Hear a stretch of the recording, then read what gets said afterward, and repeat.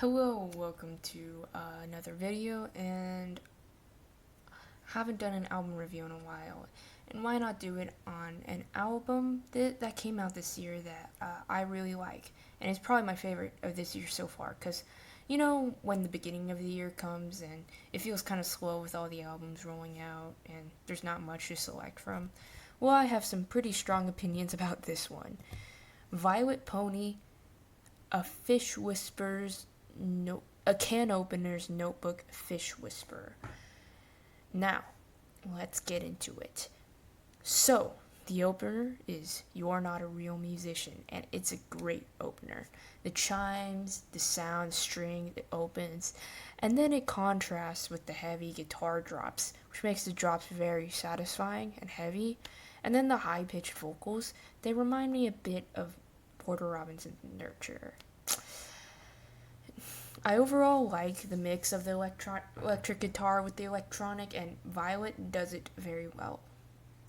Second track is Angelfish, Loser Say What, and it's a much more harder guitar and drum track, which I think ventures into the harder sound as the opener introduces and builds up to it, and this one's, more of that sound. Then there's Telephone. It has a simple but catchy beat, and it matches up well with the high pitched and robotic vocals. And also, like, the melody, it just makes you want to dance around, bob your head, because just the drum beat and the melodies, it's great. I also think that each track transitions into each other very well, and the interludes are pretty necessary to the album. Despite them being fairly short, they're still like, you can definitely notice their presence in the album.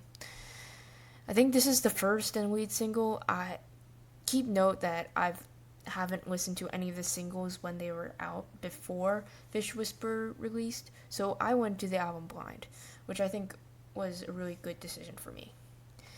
So Yak Song, it feels like a hip hop song. If Violet Pony was not very if she was very popular. It has a catchy chorus, and it's just very cute and nice.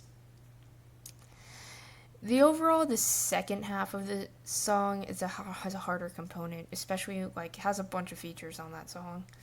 Like usually Violet, I think Trixie has like a bunch of like friends that she like sings with in her albums. And then there's the other single, I've Still Got Something to Teach You, which is a 7-minute prog pop masterpiece. The build-ups, the drops, the vocal melodies, all amazing. And the chorus drop even reminds me of some like prog metal type vocal melodies. It's like that good. It really just goes hard especially with how long it is, and it suits its length very well. Typewriter is, I think, the other single. Has some great build-ups and a catchy chorus. Nothing new with Violet on how consistent this album is so far. It's another great single. Then there's, some interludes and then Hippogriff Festival. It just sounds very nice. It's just a great use of backup vocals, and you can definitely feel like how the story fits the album, and how I think the can opener, the main character, doesn't feel like they belong in this place, which is the Hippogriff Festival. Then there's a pony and sees selling seashells. It's short and interlude, but it's still nice. It's like 2-ish minutes long. And Good Grief is also, I think, one of the best tracks of the album.